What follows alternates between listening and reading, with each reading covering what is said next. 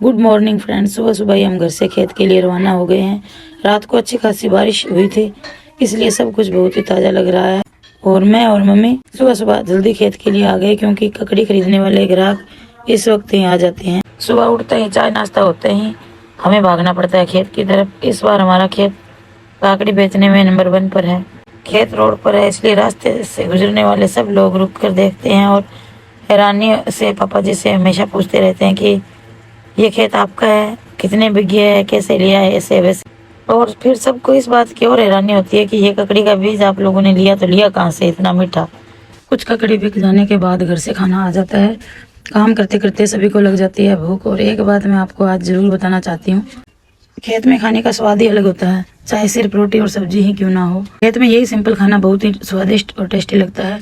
यही खाना अगर घर पर कई तरह के पकवानों के साथ भी हमें मिले तो भी उतना मज़ा नहीं आता। यही है खेत की असली खासियत। एक और अजीब बात है, लोग कहते हैं कि उन्हें नींद नहीं आती, लेकिन हमको तो खेत में काम करने के बाद इतनी अच्छे से सुकून से नींद आती है ना कि बिस्तर की भी ज़रूरत नहीं पड़ती। दोपहर के आराम के बाद फिर से खेत में चहल पहल शुरू हो जाती है। बहुत सारे कस्टमर आ जाते हैं और पापा जी उन्हें हैंडल करने में बिजी हो जाते हैं। उसके बाद पापा जी और हम सब मिलकर ककड़ी इकट्ठा करते हैं, क्योंकि आज फिर गाड़ी लोड करानी है। रिटेल में इतनी हम तोल नहीं पाते, क्योंकि ककड़ी बहुत ज़्यादा हो जाती है, इसलिए गाड़ी ही भरनी पड़ती है। और एक खास बात यह है कि एक दिन गाड़ी लोड होती है तो अगले दिन उतनी ही फ्रेश ककड़ी फिर से तैयार हो जाती है।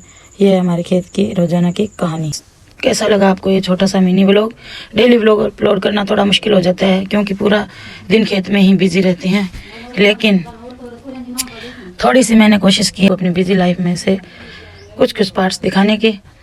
और अब आपका फ़र्ज़ बनता है एक लाइक, एक प्यारा सा कमेंट और शेयर करने का। मिलते हैं अगले नेक्स्ट व्लॉग में। तब तक के लिए आप अपना ख्याल रखिए, अपनों का ख्याल रखिए।